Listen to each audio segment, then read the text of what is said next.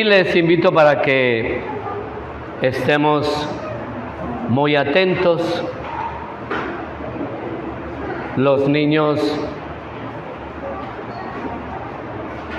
muy juiciosos.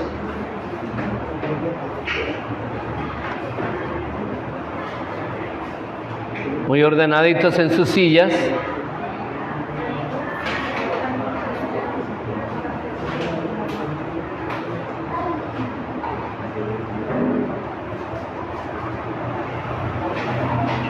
Bien.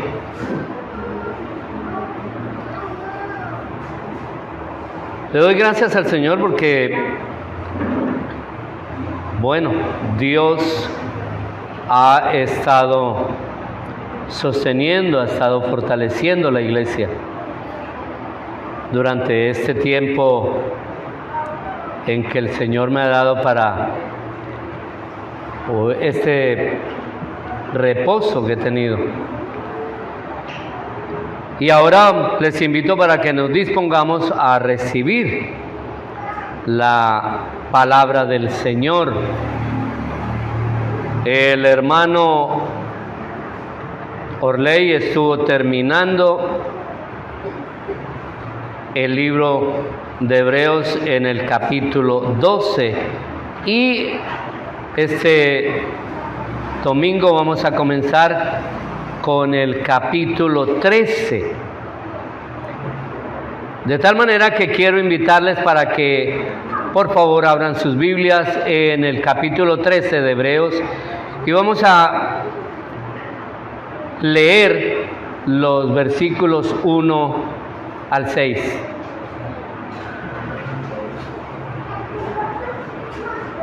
Hebreos 13, versículos 1 al 6.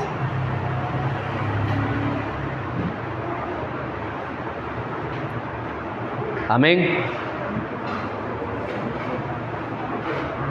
Dice así la palabra del Señor, en el nombre del Padre, y del Hijo, y del Espíritu Santo.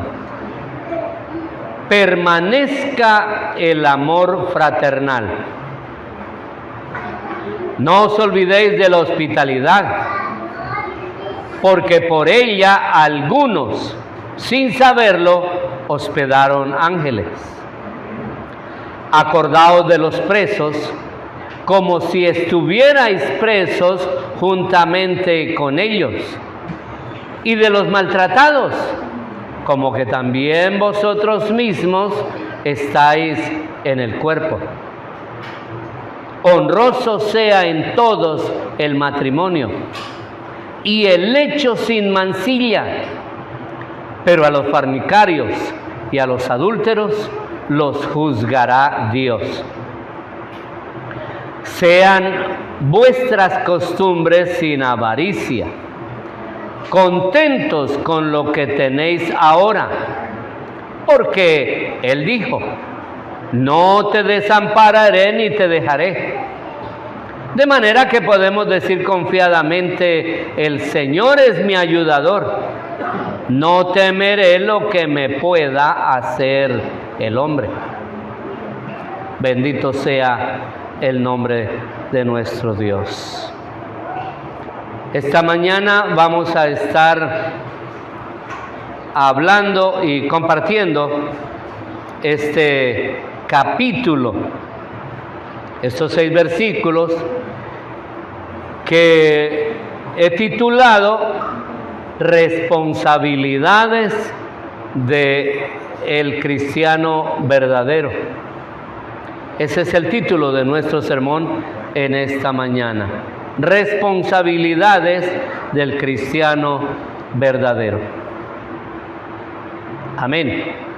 Vamos entonces a orar, dándole gracias al Señor y pidiendo que Él nos dirija en la exposición de su palabra.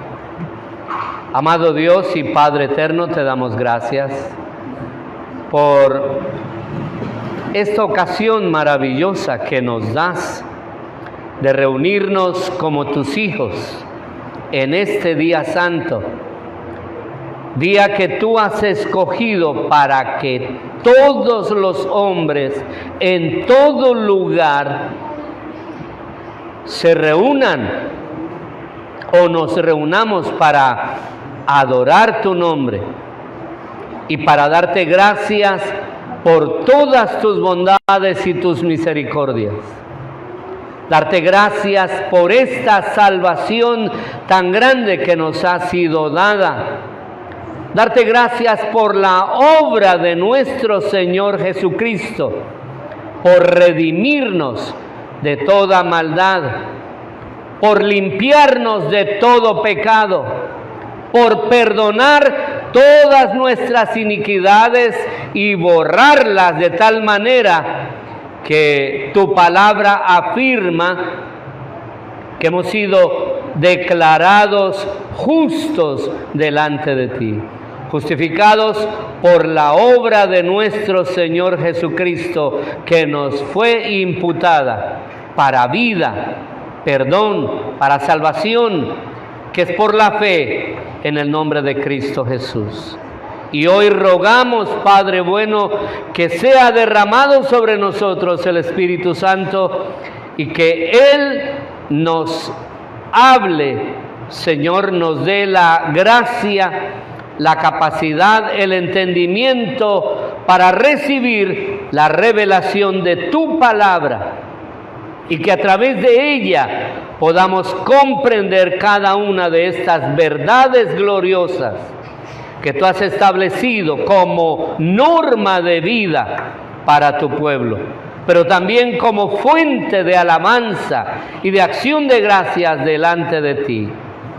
Rogamos, Señor, que el Espíritu Santo aplique cada una de estas palabras, cada término, cada expresión, cada enfoque que hay en tu palabra, Señor, de tal manera que podamos entenderlas y asimilarlas para que ella nos enseñe, para que ella nos redarguya, para que ella nos corrija y para que ella nos capacite para toda buena obra, conforme al propósito de tu santa y soberana voluntad que nos es dado en Cristo Jesús.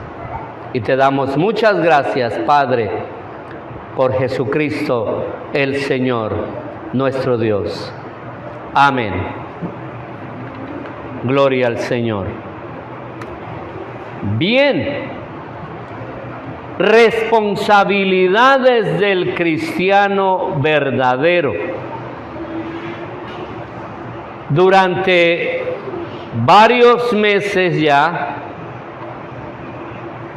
yo creo que llevamos cerca de un año, si no es más,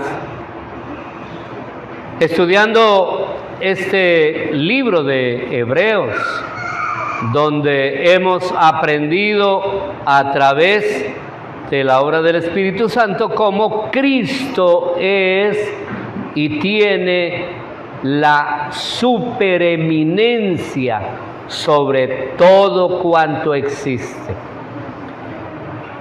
El primer capítulo nos habla y nos lleva a considerar que Cristo es la imagen del Dios vivo, que Cristo es Dios mismo y que como tal Cristo es superior entonces a los ángeles, que es superior a Moisés, que Cristo es superior a la ley, que Cristo es superior a el sacerdocio arónico, que Cristo es la fuente de la fe para la vida de todos los siervos y los hijos de Dios, como hemos aprendido en el capítulo 11.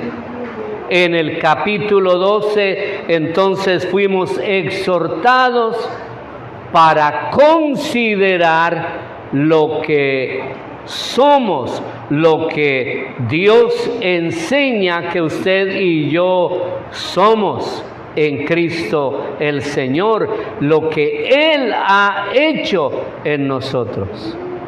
Y vamos a iniciar entonces este capítulo 13 hablando justamente para finalizar acerca de esas responsabilidades que tiene todo aquel que es un verdadero cristiano. Todo aquel en quien se evidencia ese nuevo nacimiento que es dado por la fe en Cristo Jesús. De tal manera que vamos a mirar entonces cómo el autor de los Hebreos, influenciado por el Espíritu de Dios, nos habla para considerar 5 aspectos esenciales que deben evidenciarse en la vida de toda persona que ha nacido de nuevo, toda persona cristiana nacida de nuevo. Y el primer aspecto, el primer punto, la primera área de responsabilidad que es la base de lo que es la vida cristiana es el amor. Y en este sentido nos habla de ese amor fraternal que nos lleva a considerar 2 aspectos que son muy importantes. En primer lugar, a considerar que muchas veces en la iglesia primitiva se dieron una serie de circunstancias que colocaron en peligro justamente ese amor fraternal. Es algo que jamás debe perder el creyente y es algo que debe ser evidente continuamente en la congregación de los santos. Ese amor fraternal, ese amor como hijos de Dios, hombres y mujeres que hemos sido lavados por la sangre de Cristo, hombres y mujeres que hemos sido rescatados de nuestra vana manera de vivir, y hombres y mujeres que hemos sido transformados y vamos siendo hechos conforme a la imagen de Cristo. Pero también hombres y mujeres que hemos nacido de nuevo y que hemos sido colocados dentro de la familia de Dios. No es solamente entonces evidenciar el amor que Dios ha colocado en nosotros por la salvación, ese amor que alaba, que adora y que bendice al Señor, sino también ese amor que existe, que es un nexo en la vida de cada uno de nosotros como hombres y mujeres nacidos de nuevo. Y nosotros hemos visto cómo en muchas ocasiones este fundamento básico de la obra de Cristo en la iglesia estuvo en peligro muchas veces. Primero, porque a veces el énfasis en ser arraigados en la fe puede convertirse en un instrumento que nos vuelva personas demasiado cáusticas con los demás que nos convierte en personas orgullosas y arrogantes, pensando y enfatizando de pronto ese acedro por la teología, por el conocimiento de los fundamentos, de la manera como están establecidos, y que nos convirtamos entonces en personas demasiado estrictas, de tal manera que podemos convertirnos entonces en personas legalistas. ¿Se acuerdan que ese fue un punto que nos estuvieron enseñando? A veces nos convertimos. Ese conocimiento escritural nos puede llevar a convertirnos en personas legalistas, que colocan entonces en peligro esa unidad y ese amor en medio de la iglesia. Y empezamos entonces una especie de cacería de brujas, porque estamos cuidando y más bien cazando qué herejía hay o qué herejía podemos decir por un término, por un concepto, sin medir de pronto las consecuencias, el daño que se puede hacer por ese tipo de complejo, el complejo de la herejía. De tal manera que en nuestro afán de preservar la pureza de la fe, eso produce que muchas veces la iglesia se dedique afanosamente no a fundamentarse en estas verdades, a deleitarse en la riqueza del conocimiento de la Escritura, sino en estar atento qué falla vemos en nuestros hermanos.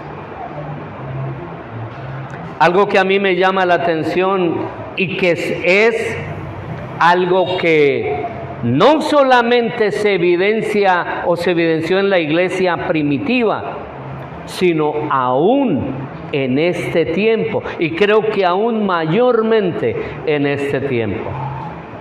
Es lamentable cómo la iglesia de Cristo se va fraccionando por conceptos que muchas veces el hombre, el ministro, el que es un siervo de Dios, en su celo, trae dentro de la iglesia. De tal manera que se convierte entonces no en una iglesia que evidencia el amor de Cristo, sino en una iglesia que es muy dañina, porque no vemos lo bueno, sino que estamos en la cacería de qué malo hay en el creyente. De tal manera que muchos en este tiempo se han dedicado afanosamente a descubrir, a evidenciar, a revelar, a mostrar y a eliminar no las herejías, sino al que consideramos un hereje, a las personas, sin mirar realmente el fundamento de la Escritura. Y se está separando a muchos hermanos sencillamente porque son calificados como herejes que se han desviado de la fe.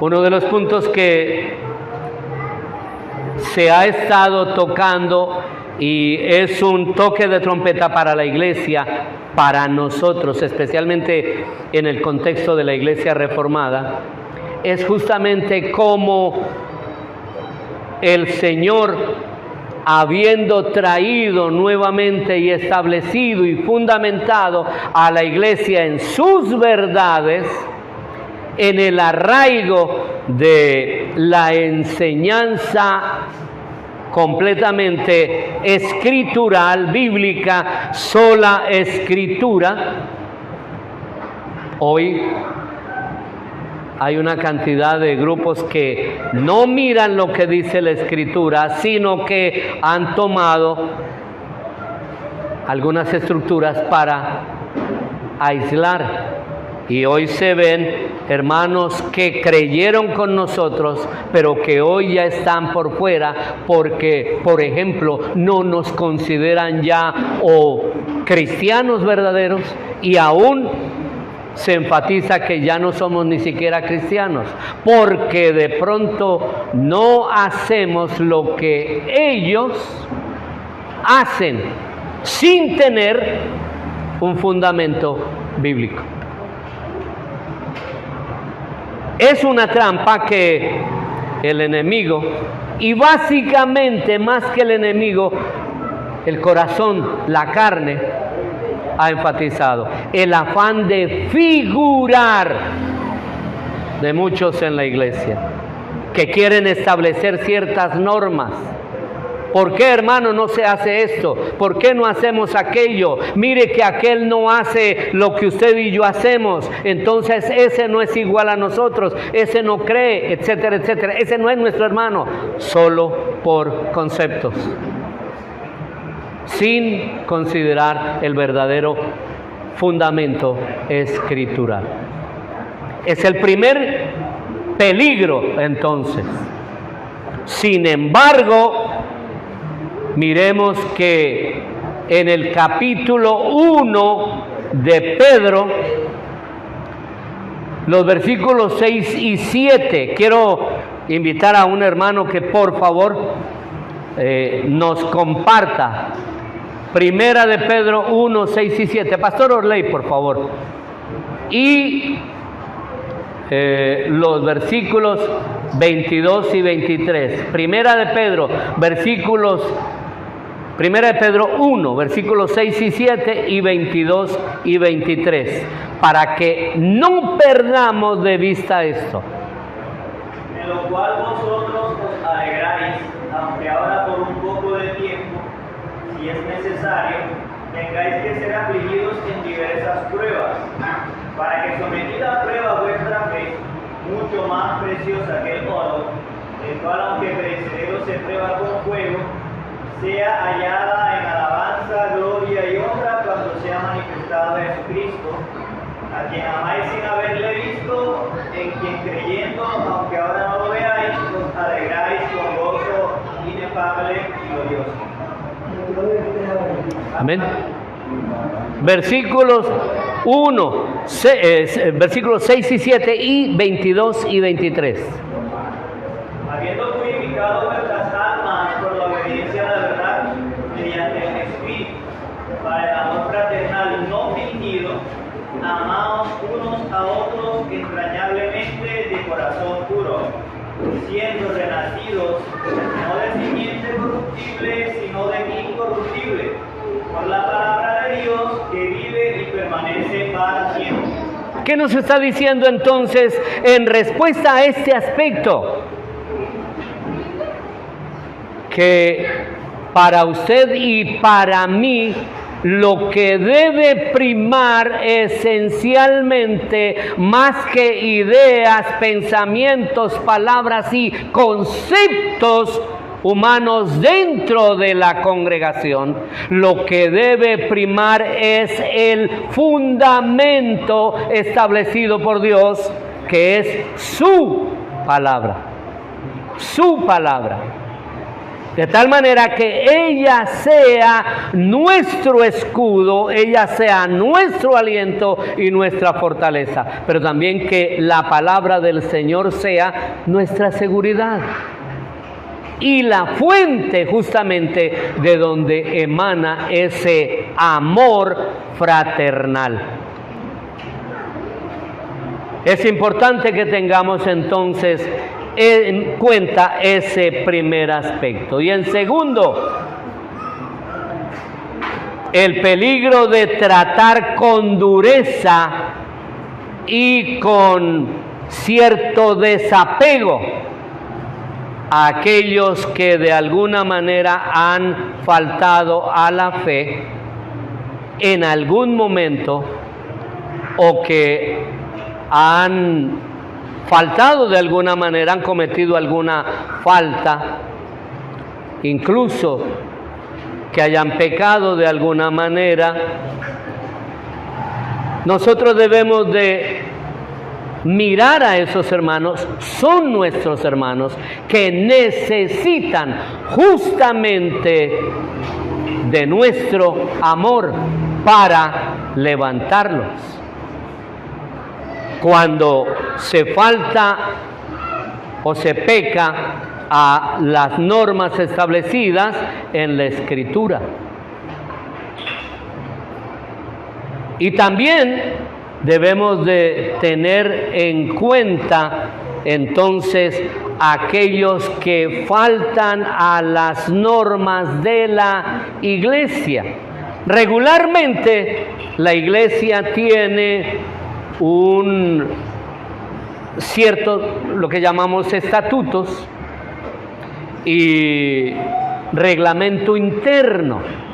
Toda iglesia tiene un reglamento interno que emana de la Escritura, pero también que emana del cuidado y de la claridad para establecer ese cuidado para la iglesia, de tal manera que ninguno pueda hacer lo que le parece o lo que quisiera hacer dentro de la iglesia, como sucedió y nosotros miramos que ha sucedido en muchas iglesias a través de la historia. Hay la necesidad de preservar esa lealtad a la Escritura y esa lealtad a los hermanos, a la iglesia, sin ningún miramiento.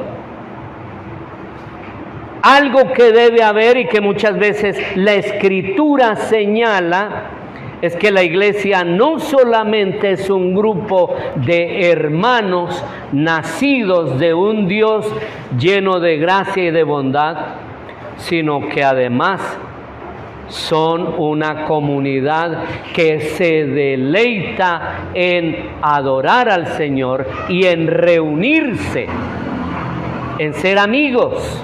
La iglesia es una comunidad de hermanos que proclaman y que evidencian actividades de amistad, ¿cierto? Y eso se evidencia en medio del paganismo y en medio de la hostilidad justamente a estos aspectos que se ven en el mundo.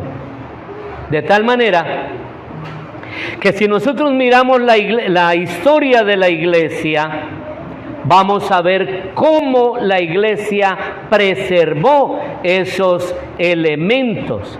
Por ejemplo, nosotros miramos cómo a través de la historia de la iglesia se mantuvo firme el amor fraternal, cómo se mantuvo firme el amor a la Escritura, cómo se mantuvo firme el reunirse.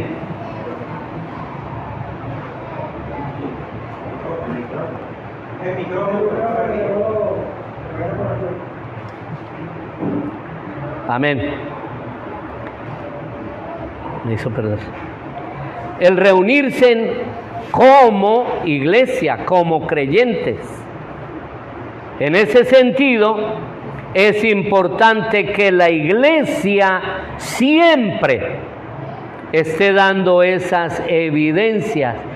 La iglesia, el creyente, los hermanos deben de ser leales, algo que en este siglo no se ve.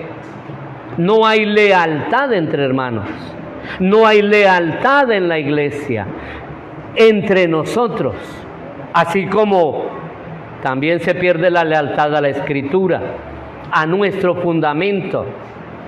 En las reuniones que los pastores, la iglesia está teniendo, esencialmente los pastores, justamente es rescatar y cuidar todo ese acervo histórico que la iglesia ha mantenido desde sus comienzos, la pureza de la enseñanza, pero también ese amor aún a aquellos que en medio de nosotros son débiles.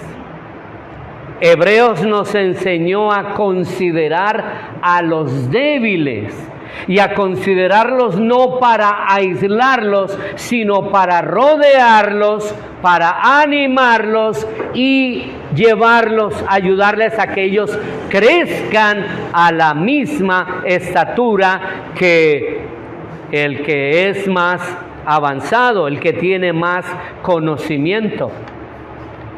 Y no lo contrario, quien más conocimiento tenga, pisotear o menospreciar al que de pronto no tiene mucho conocimiento. Esencialmente de eso está hablando el libro de los Hebreos. Y llama la atención que nos llama a tener misericordia de aquellos que faltan, de aquellos que caen, de aquellos que pecan, aún de aquellos que de pronto han caído en algún error de tipo doctrinal, de tipo fundamental. Oigamos lo que dice la Escritura en el capítulo 5. Voy a pedir el favor al hermano Sergio Montes que lea Santiago capítulo 5 versículos 19 y 20 en relación a este tema de el amor fraternal. Oigamos. Dice así: hermanos míos, si alguno de ustedes se extravía de la verdad y otro le hace volver a ella, recuerden que quien hace volver a un pecador de su extravío lo salvará de la muerte y cubrirá muchísimos pecados.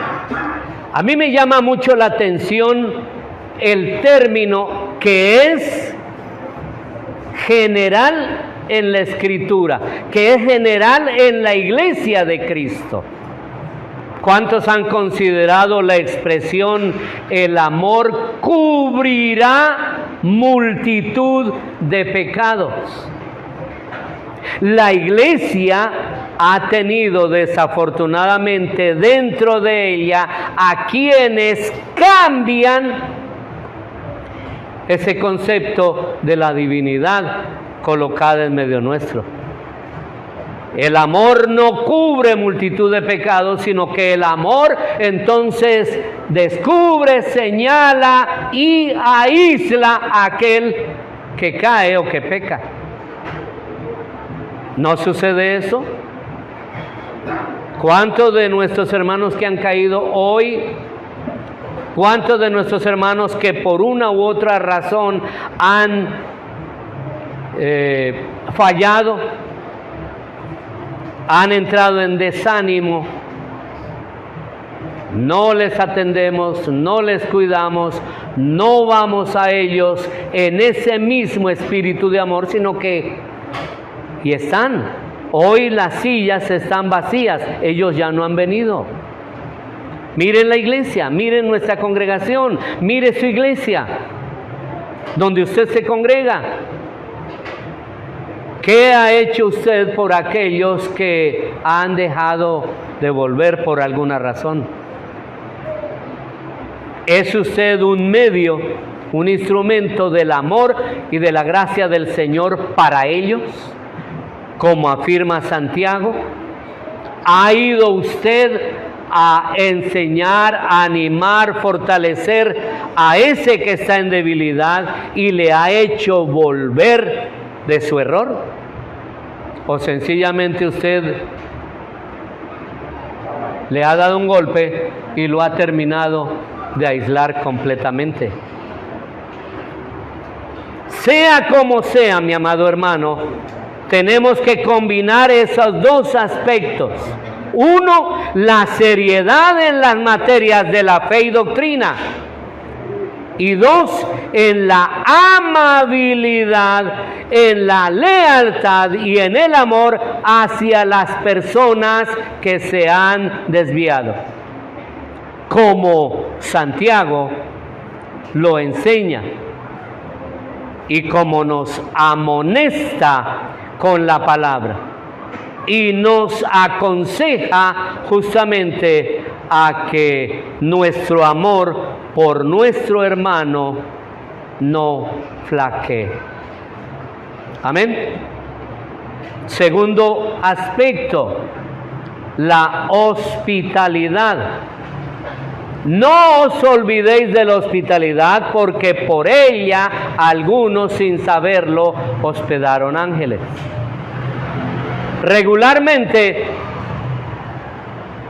en la antigüedad, la iglesia del Antiguo Testamento amaba y defendía la hospitalidad. Nosotros recordamos, por ejemplo, desde el comienzo, Génesis, Abraham, vienen unos hombres a él, a su casa, y él no preguntó quiénes eran, si eran dignos o no, sino que él se inclinó y porfió con ellos hasta lograr que ellos entraran, posaran y comieran de sus alimentos en su casa. Él mismo prepara esos alimentos, los sirve y los degusta al lado de esas personas que al final resultaron siendo la presencia del Señor, del Hijo y otros ángeles. Por eso la Escritura dice que por ellos muchos hospedaron ángeles.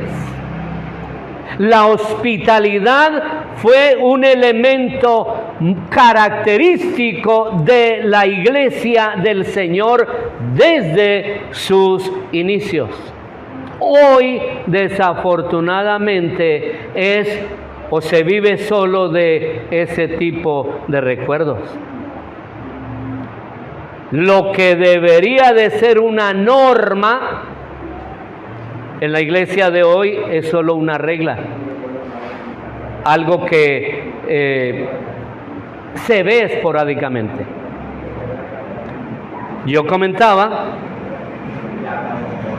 ahora que no estuve en la iglesia, la manera como muchos de mis hermanos, de mis consiervos, la manera como nos atendieron, la amabilidad y la generosidad, la entrega para atendernos. Y la manera, por ejemplo, como la hermana Adriana en Medellín me atendió como dice la Escritura, como si yo fuera un ángel. Me atendió de una manera espectacular. Pero esa no debe ser algo esporádico, sino que debe ser norma. dentro de la iglesia. La palabra del Señor dice para los judíos que hay 6 cosas cuyo fruto come el hombre en este mundo y por las que su estado se eleva al mundo venidero. Y una de esas es justamente la hospitalidad. Comienza con ofrecer hospitalidad al forastero, visitar al enfermo, atender a las familias que hay a nuestro alrededor. Hubo ese cuidado cuando se perdía de pronto el contacto entre hermanos o entre familias. Había esa preocupación por restaurarla, no por dejarla. De tal manera que esas familias, esa iglesia, tenían un acuerdo de que cuando fuera necesario se ofrecería esa ayuda hospitalaria y ese cuidado atento y fraternal mutuamente, y que era mucho más como una evidencia de la iglesia del Señor, del verdadero cristiano. Aunque los esclavos no tenían un hogar propio al que pudieran ir, sin embargo, eran atendidos muchas veces, alimentados, cuidados e incluso sanados. ¿Se acuerdan de el apóstol Pablo, que recibe a uno de estos hombres que era justamente un esclavo? ¿Alguien me quiere recordar cómo es el nombre de este hermano que atendió Pablo, que era esclavo?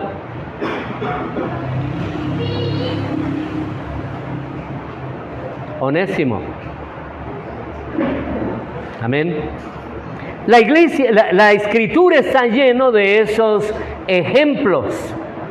Los predicadores, los profetas que vivían en el camino siempre encontraron una mano tendida que les dio no solamente albergue, sino que los atendió, aún incluso dándoles o proveyéndoles económicamente, pecuniariamente, para las necesidades. Nosotros vemos a Elías, a Eliseo y a los profetas de la antigüedad que hubo personas que se desvivieron por tener esa atención para con ellos. Hoy es un poco más complicado, sin embargo, ese espíritu no debe perderse, porque la iglesia del Señor Jesucristo no se divide en iglesia antigua, moderna y posmoderna. ¿O sí? Pregunto, ¿sí se divide la iglesia de esa manera? ¿O la iglesia del Señor es la misma ayer y por los siglos? ¿Estamos de acuerdo? Bien, de tal manera que debemos de cuidar ese aspecto. El cristianismo tenía que ser, y ahora también lo debemos ser, la religión de las puertas abiertas. El Espíritu de Dios, hablando a través de el autor de Hebreos, dice que los que atendieron a estas personas, los que dieron hospitalidad, los que cuidaron a los forasteros, enfermos, etcétera, etcétera, muchas veces albergaron o acogieron ángeles. De tal manera que el autor entonces está pensando, por ejemplo, en los ángeles que visitaron a Abraham y a Sara, o a Lot,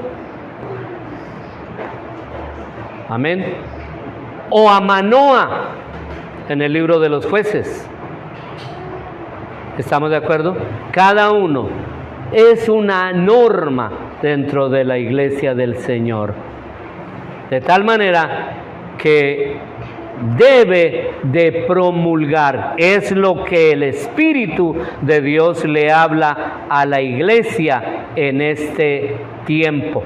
Una iglesia de brazos abiertos, una iglesia donde todo el mundo tiene cabida. ¿Estamos de acuerdo con eso? No importa su condición, ni tampoco importa el estado en que venga. La iglesia es un lugar donde se debe recepcionar. Muchas veces,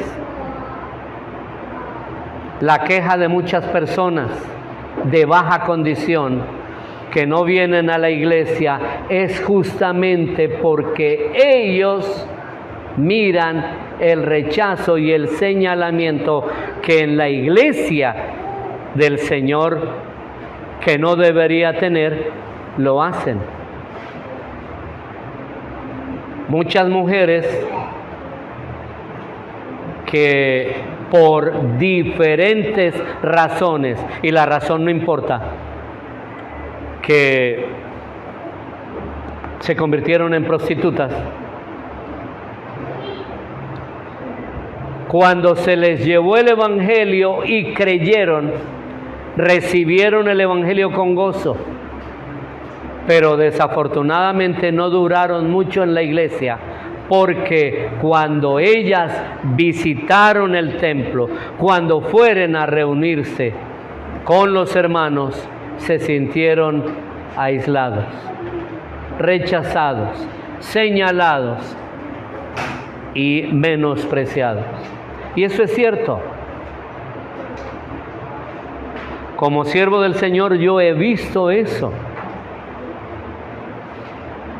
Nosotros trabajamos durante mucho tiempo, cuando estuve en la capital, en Bogotá, en los sectores de lo que se llama, o lo que llamaban anteriormente, las ollas de la décima, y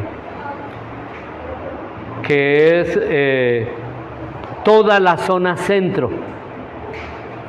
Y hubo mujeres prostitutas, hubo drogadictos, hubo ladrones que recibieron el Evangelio y vinieron a la iglesia, y fueron 2 o 3 veces. Hecho raro, porque nunca se acercaron a ellos, la iglesia nunca se acercó a ellos, porque la iglesia los discriminó, porque tal vez no iban muy elegantemente vestidos, o porque tal vez su manera de vestir no era muy pudorosa. Pero es que se olvida de dónde salieron, de dónde los rescató el Señor. ¿Qué hubiera pasado si María o la Magdalena hubieran encontrado esa actitud en la iglesia del Señor? Hoy no estarían en la Escritura. Amén. De tal manera que debemos de tener en cuenta ese aspecto de hospedar, recepcionar, abrir nuestro corazón a las personas sin importar quiénes sean, sin importar su condición ni la situación que vivan, sino amarles porque ellos han sido recibidos por Cristo. Y si Cristo les recibió, ¿por qué nosotros les rechazamos? Tercero, la solidaridad con los que están en problemas. Notemos lo que dice el versículo 3. Acuérdense de los presos como si estuvierais presos juntamente con ellos. 1. 2. Acuérdense de los maltratados, como que también ustedes mismos están en el cuerpo. La solidaridad es un elemento que ha sido testimonio desde los primeros tiempos en la iglesia del Señor. Aquí es donde vemos, por ejemplo, cómo la Escritura señala que ese aspecto de la solidaridad es uno de los elementos más encantadores que se evidenciaron en la iglesia. Sucedía a menudo que a una persona, a un creyente, y partimos de eso, de los creyentes, eran metidos a la cárcel por diversas situaciones. Recuerden que el solo hecho de ser cristiano ya en muchos lugares era causa para que esa persona fuera merecedora de ir a la cárcel. Y no a cualquier celda, sino muchas veces echado en mazmorras. ¿Se acuerdan de Pablo? ¿Se acuerdan de Pedro? Y todos aquellos hombres de Dios a través de la historia antigua, cómo fueron echados. En la época moderna, el famoso Gulag en Rusia o el Gulag de Bambú en China, donde muchos de los predicadores del Evangelio duraron años solo por tener una Biblia, o por hablar, o por hacer un culto. De tal manera que en ese sentido la iglesia nunca perdió de vista a esos hermanos. Y aunque muchos también fueron echados a la cárcel porque tenían deudas, muchos porque tuvieron algún pleito y por otras razones, muchos porque eran pobres, muchos porque estaban enfermos. Sin embargo, la iglesia siempre estuvo atento de ellos, cuidando, visitando y atendiendo a esas personas. Muchos fueron capturados por piratas o asaltados por bandoleros. Y sin embargo, la iglesia en ese caso siempre entró en acción. Por ejemplo, Tertuliano escribe en su Apología: si resulta que hay algunos en las minas o desterrados a las islas o encerrados en cárceles solo por su fidelidad a la causa de Cristo y a la iglesia de Dios, ellos se convierten en los protegidos de sus hermanos. Y ese es un maravilloso testimonio para nosotros hoy. En los primeros tiempos, ningún cristiano que sufriera por su fe era abandonado u olvidado por sus hermanos. A veces fuisteis públicamente expuestos a insultos y persecuciones. En otras ocasiones estuvisteis codo a codo con aquellos que eran así tratados. Hebreos capítulo 10 nos habla de eso. De tal manera que en ese sentido el Espíritu de Dios, hablando a través del autor de Hebreos, no se limita solo a una referencia, sino que la amonestación es a que todos los creyentes, tanto en el tiempo de la iglesia hebrea como en nuestro tiempo, protejamos a nuestros hermanos, les ayudemos, estemos atentos. ¿Cuántos de mis hermanos, por ejemplo, van y colaboran con un hermano o hermana cuando está enfermo. Van, les llevan alimento o van y les preparan alimento en su casa. ¿Cuántos van y les cuidan su casa, les limpian, les asean, a ellas mismas les atienden, etcétera, etcétera, etcétera? Y estoy hablando de nuestro tiempo. La iglesia debe de mantener entonces ese amor y ser una iglesia que continuamente esté evidenciando la solidaridad.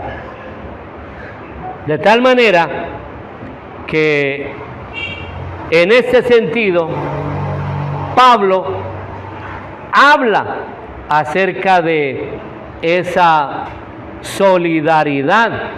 Por ejemplo, en 1 Corintios capítulo 12 versículo 26, hermano Eder, lea por favor 1 Corintios capítulo 12 versículo 26.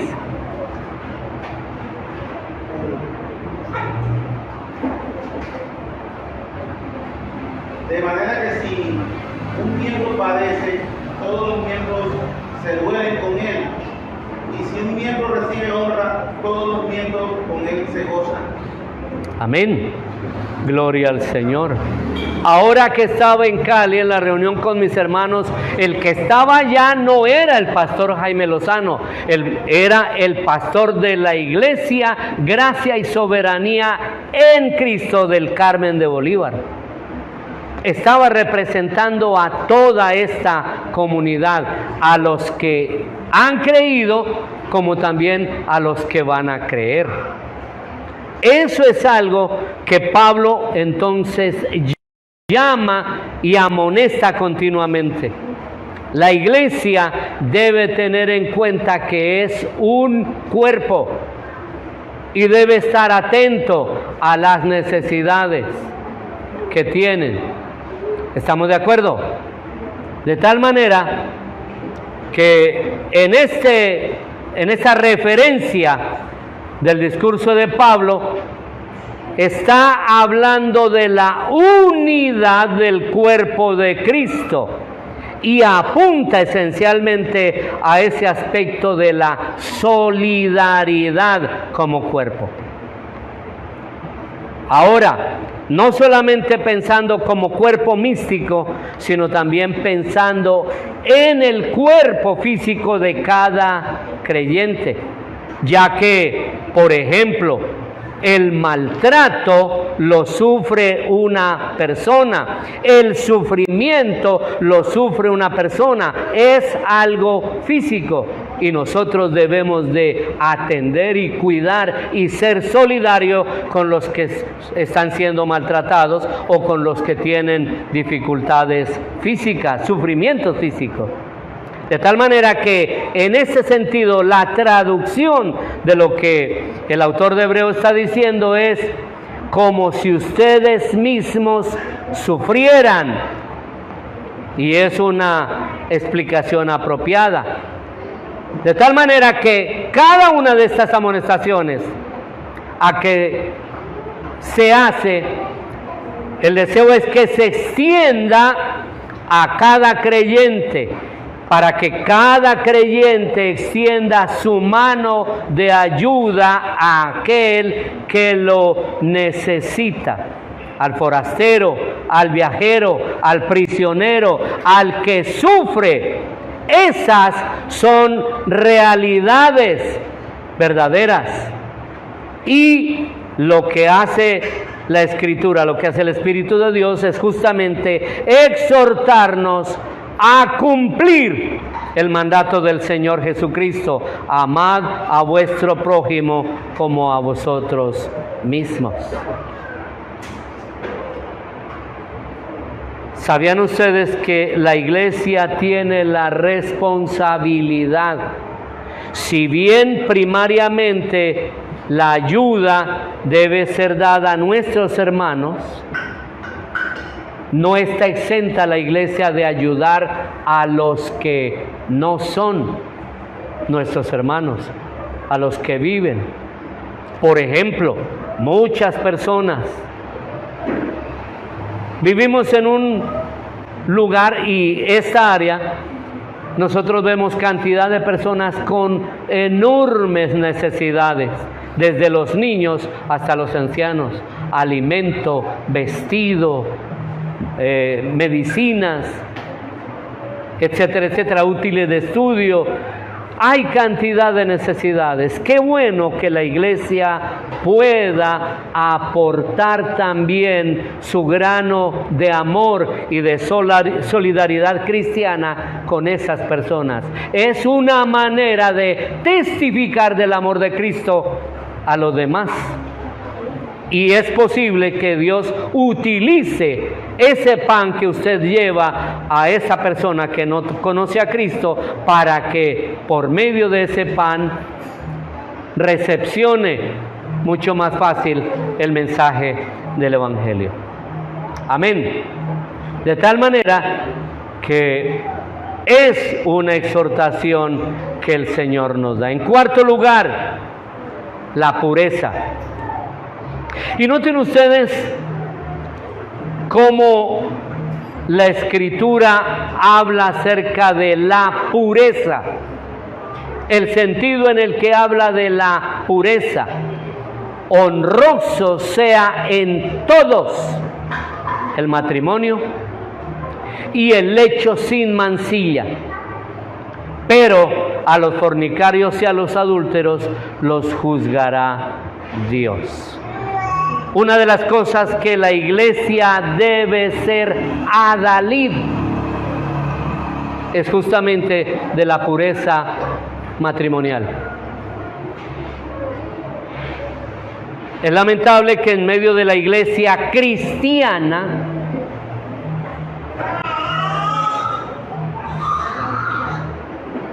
la mayoría de jóvenes y jovencitas no llegan puras al matrimonio,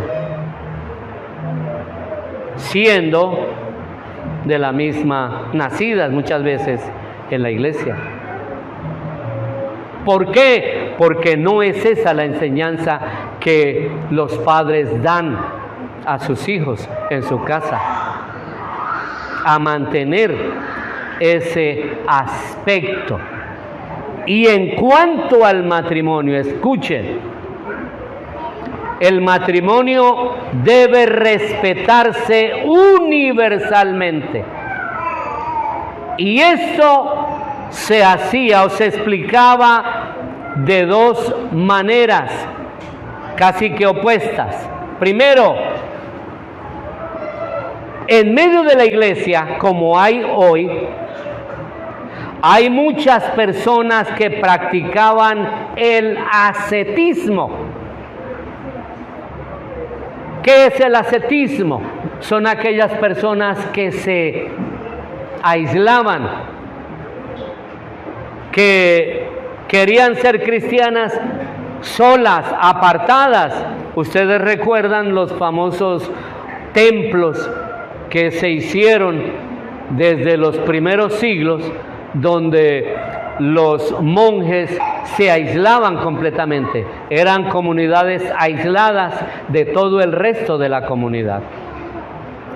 Bueno, dentro de la iglesia hay muchos que practican el ascetismo y que desprecian el matrimonio. Para mí es triste en mi tiempo escuchar hermanos y hermanas que tienen el concepto de que ellos no se casarán y mucho menos yo no tendré hijos. Eso es una manera en que nosotros repudiamos justamente lo que la Escritura enseña. ¿Cuál es la razón o cuál es el trabajo que Dios le dio al hombre desde sus inicios? ¿Alguien recuerda cuál fue la tarea que Dios le dio al hombre? Lo primero era justamente levantar una familia, cuidar el matrimonio, el esposo ser el sacerdote, la esposa ser como la iglesia. Y a la vez debía de multiplicarse. Y cuando hablamos de multiplicarse, la Escritura no está diciendo que era una tarea de uno hacer miles. No, era tener descendencia. Dios siempre dio ese sentido de responsabilidad a los padres de procrear hijos que pudieran mantener, cuidar, educar y preparar para que les sirvieran al Señor. Y comienza justamente con el matrimonio, porque el matrimonio es la base de la familia, y la familia es la base de la sociedad. La familia es la base de la iglesia, de tal manera que sin familia no hay ni sociedad y mucho menos iglesia. ¿Estamos de acuerdo? En ese sentido, hay quienes en la antigüedad, incluso, y estoy hablando de cristianos, hombres llegaron a castrarse, a hacerse eunucos para no tener esa responsabilidad de la familia. Por ejemplo, en la historia del cristianismo hay algunos de estos que llamamos padres de la iglesia. Orígenes es uno.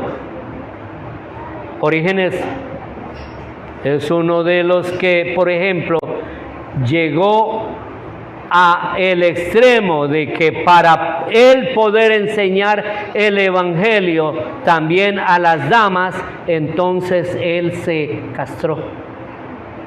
Para poder predicarle el evangelio a las mujeres, entonces él se castró. Galeno, que es un médico pagano, se dio cuenta de que los cristianos incluyen a hombres y mujeres que se abstenían de hacer vida marital. Se casaban, pero no tenían vida marital.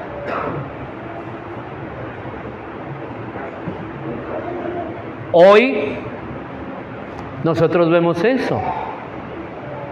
Muchas iglesias, muchos creyentes en nuestras iglesias se casan y lo primero que advierten es: hijos, no.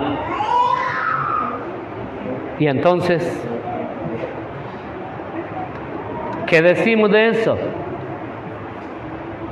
Por esa razón el autor de Hebreos insiste en eliminar el ascetismo en que ha entrado muchos de las iglesias o muchos de los creyentes para que puedan honrar el matrimonio y no menospreciarlo. Ahora, el segundo aspecto tiene que ver no solamente con esto, sino el otro extremo. Había quienes estaban en peligro de volver o de incurrir, de caer en la inmoralidad sexual. De tal manera que en este sentido, el autor de los Hebreos usa dos palabras. Una habla de ese vivir en adulterio, la otra de eliminar toda clase de impureza. Miremos lo que el autor de Hebreos dice. En primer lugar, dice o comienza diciendo: honroso sea el matrimonio en todos. Muchos de nuestros hermanos hoy se refieren al matrimonio como el mundo establece. Y consideran que el matrimonio es una carga, es un yugo, es algo despreciable, etcétera, etcétera, etcétera. Mi querido hermano, por si usted lo olvida, la razón de ser de usted y de su género es porque Dios lo ha colocado en este mundo para que usted crezca y se multiplique.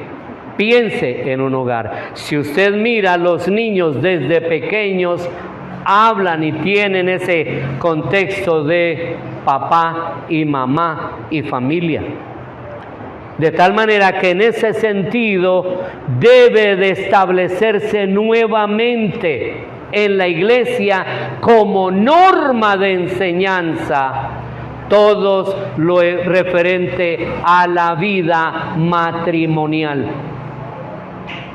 como la Escritura lo enseña, no como desafortunadamente el humanismo religioso que ha permeado la iglesia lo ha estado enseñando hasta hoy, sino enseñarlo como Dios lo estableció en su palabra, de tal manera que en ese sentido debe haber ese cuidado, esa enseñanza, ese énfasis de los padres en enseñar tanto a los varones como a las mujeres a prepararlas para que sea un buen esposo o una buena esposa cristiana, no con el concepto de buen esposo que el mundo maneja o el buena esposa que el mundo maneja, sino el buen concepto que la Escritura enseña.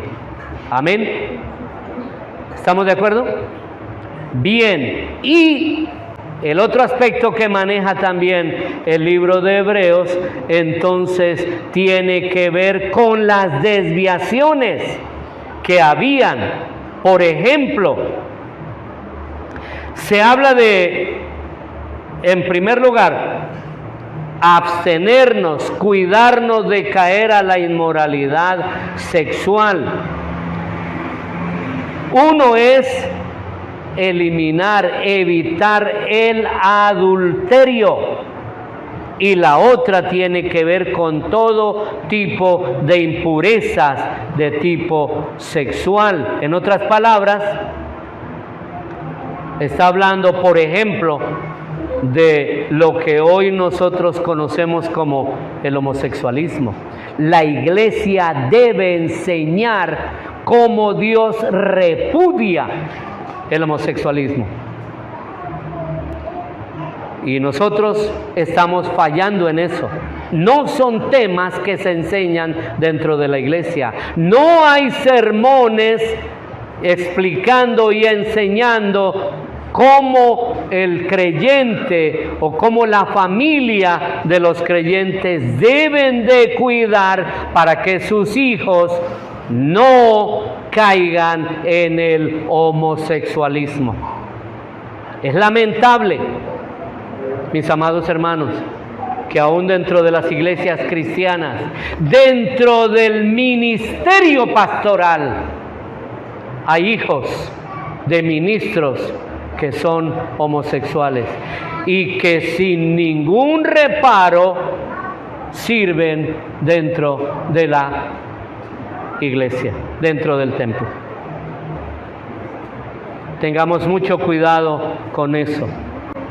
Ni el homosexualismo, ni el machismo, ni el feminismo, ni nada de esos ismos que la Escritura rechaza, debe tenerse en la iglesia. Los cristianos trajeron al mundo el ideal de la pureza establecido por Cristo en su palabra, y hasta el paganismo lo reconocía.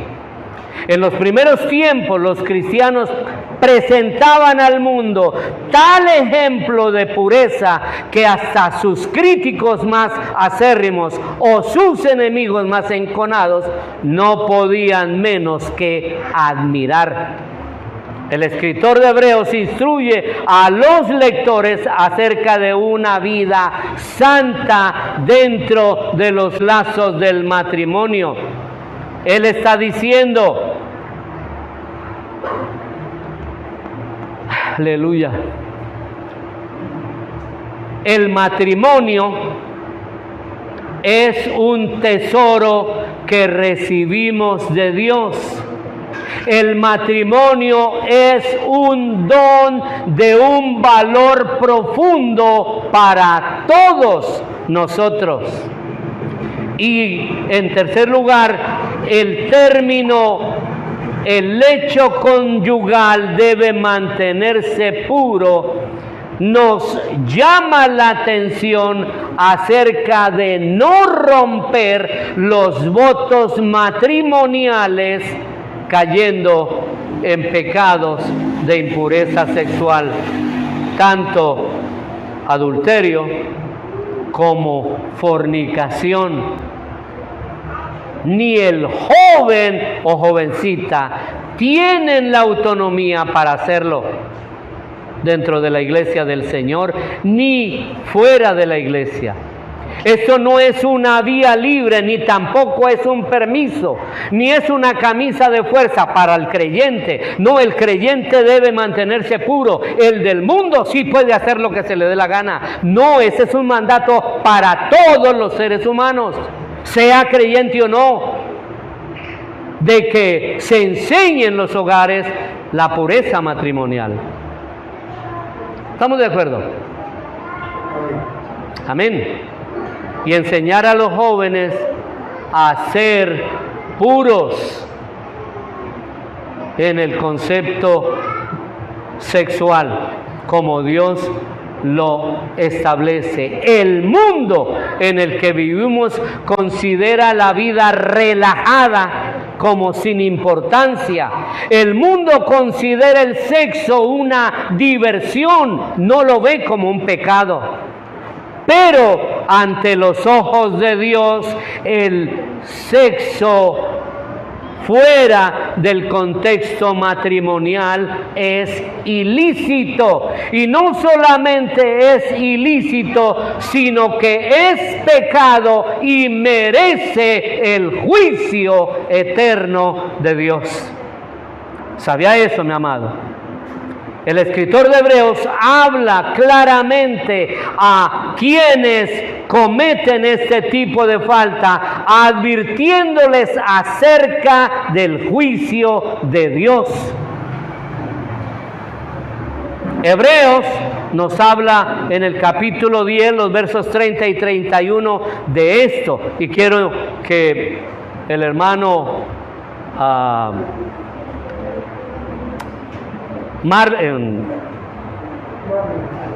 tú, Sergio, nos lea, por favor. Hebreos 10, 30 y 31. Y escuchen, ahí habla qué tipo de castigo administra Dios. 10, 30, 31. Sí. Pues conocemos al que dijo: mía es la venganza, yo daré el pago, dice el Señor. Y otra vez, el Señor juzgará a su pueblo. Horrenda cosa es caer en manos del Dios vivo. El autor de Hebreos, aquí también hay una connotación a este tipo de faltas, a este tipo de pecado dentro de la iglesia.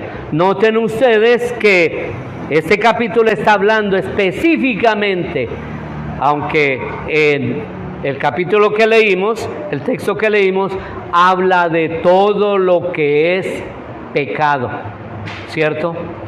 Y debemos de preguntarnos entonces, ¿qué tipo de castigo administra Dios? Miremos lo que dice Primera de Corintios 6, 9. Hermana Janet, por favor, colabórame leyendo ese texto. Primera Corintios 6, 9, 10. Y la hermana Diana, Apocalipsis 21:8. Y Marian, Apocalipsis 22:15. Rápidamente, ¿qué dice 1 Corintios 6, 9 y 10? ¿No sabéis que los justos no heredarán el reino de Dios? No erréis, ni los fornicarios, ni los idólatras, ni los adúlteros, ni los afeminados, ni los que se echan con varones, ni los ladrones, ni los avaros, ni los borrachos, ni los maldicientes, ni los estafadores heredarán el reino de Dios. Dentro de esa lista hay dos términos que utiliza el apóstol Pablo. Habla de los afeminados. Oído a esto. Hay varones que no son homosexuales, pero que son afeminados. Y eso es pecado delante del Señor. El varón tiene rasgos que son diferenciables de toda la manera de ser de las mujeres. El varón no debe ser amanerado como una mujer. No es señal de cultura. Es pecado delante del Señor. Pero también habla de los homosexuales que practican el homosexualismo. Y aquí habla específicamente de los que se echan con varón, pero ahora también habla de las mujeres que tienen relaciones con las mismas mujeres. Y de eso están llenas nuestras ciudades. No solamente nuestras ciudades, nuestro pueblo. Este pueblo se distingue porque hay una gran cantidad de homosexualismo que ha sido consentida aún dentro de la comunidad que se denomina cristiana.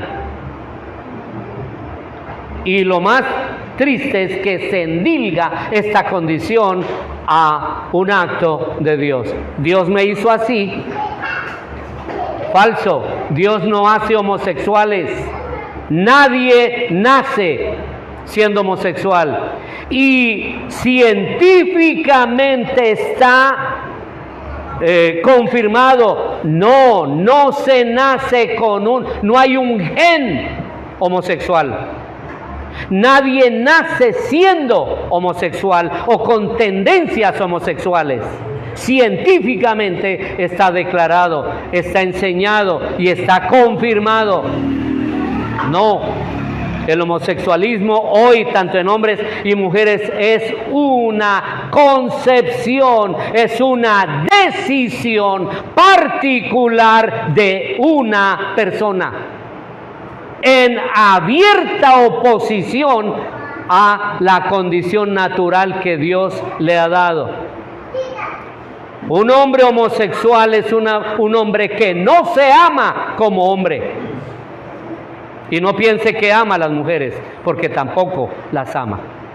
Una mujer que no ama el ser mujer, no es una persona que se ama a sí misma. Y es una decisión personal en ese contexto.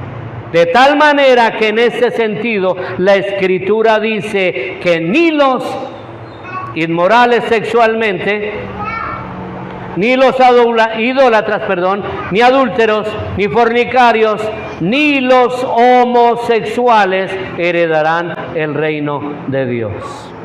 Amén. Y por último, el contentamiento. El cristiano debe mantenerse firme del amor al dinero.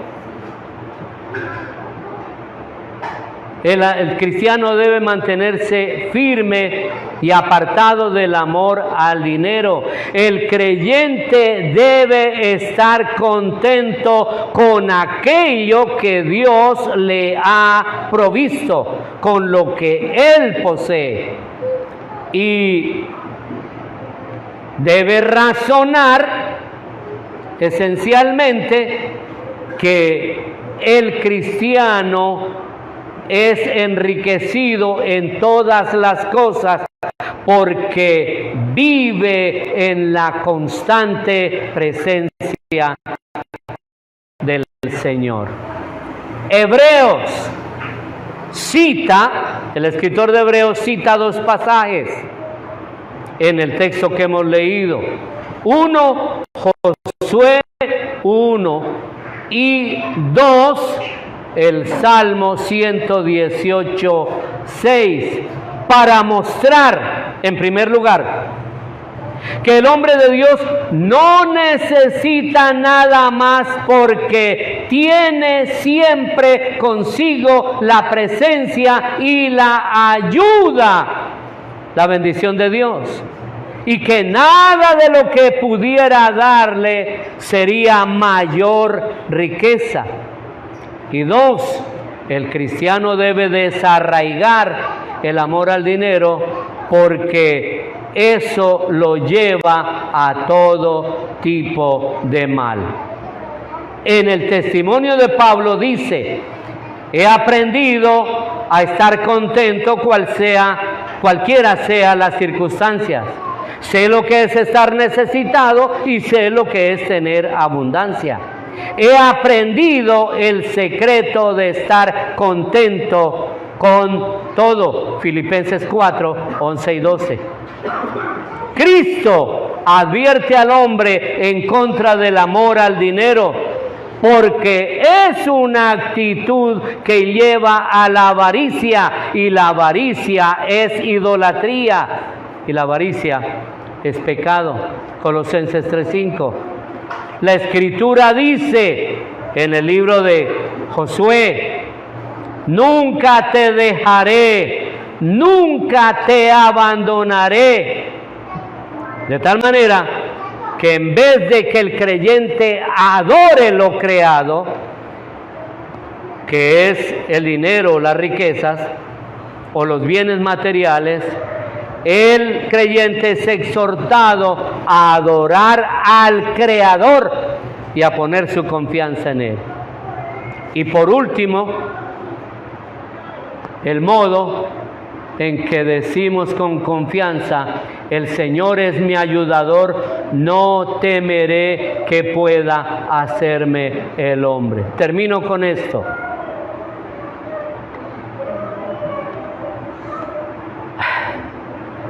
Cada uno de nosotros, y en conjunto como iglesia, debe existir esa confesión de confianza en Dios. Como ustedes notan, en la Escritura se habla de ese cuidado que Dios tiene de nosotros. Y, por ejemplo, el Salmo 118, 6 lo enfatiza.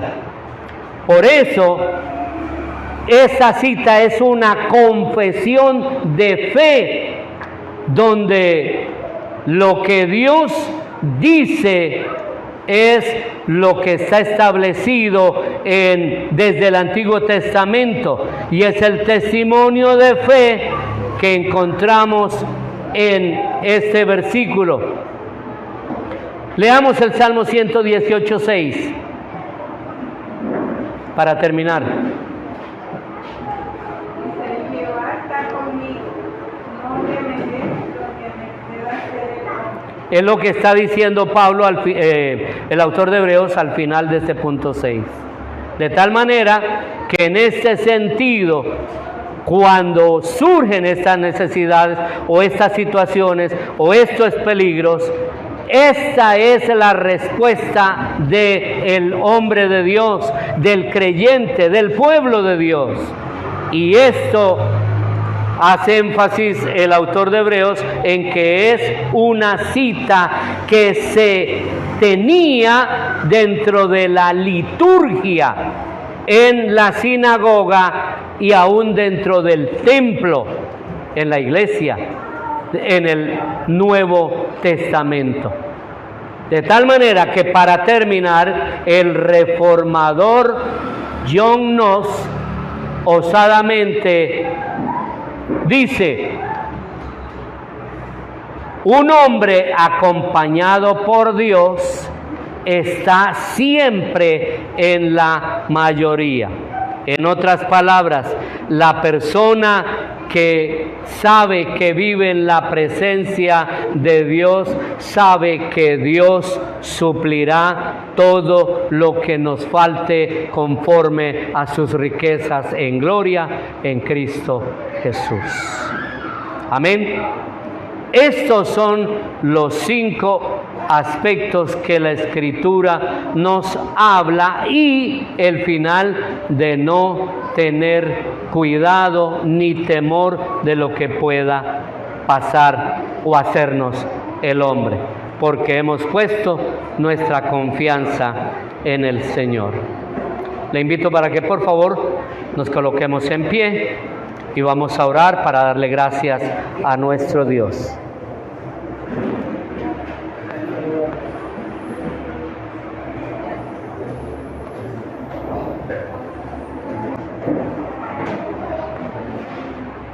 Amén. Amado Dios y Padre Celestial,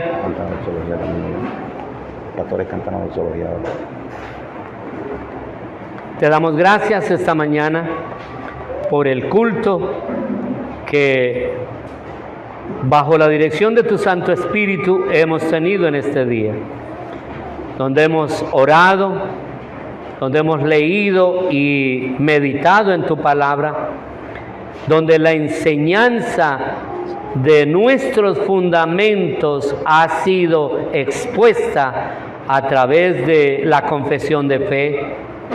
Te hemos alabado y dado gracias a través de los cánticos, de las oraciones, de la confesión que hemos hecho de nuestras culpas, nuestra necesidad de ti. Y hemos recibido, Señor, la exhortación y la enseñanza de tu palabra en este párrafo del libro de Hebreos. Por tanto, rogamos, Señor, que tomes la vida de cada hermano, de cada persona, tanto los que están en el templo como los que están en sus casas o en otros lugares, y que el Espíritu de Cristo reafirme esta palabra y la coloque en sus corazones, para que sea viva y eficaz, como está escrito, como está establecido en tu palabra, de tal manera que nos capacite no solamente para darte gracias y bendecir tu santo nombre por todo lo que tú eres y haces en nosotros, sino también porque nos capacita para enseñar a aquellos que están a nuestro alrededor con cada una de estas verdades gloriosas. Quieras tú en este día, Padre, guiarnos en gozo para que podamos extender lo que hemos aprendido, lo que tu palabra nos habla a través del sermón expuesto, y podamos compartirlo con aquellos que están a nuestro alrededor, llevando tu bendito mensaje a toda criatura, como dice tu palabra. Y dándote muchas gracias, Padre, por esta maravillosa y gloriosa ocasión y por el mensaje que nos has dado. En Cristo Jesús y por tu Santo Espíritu,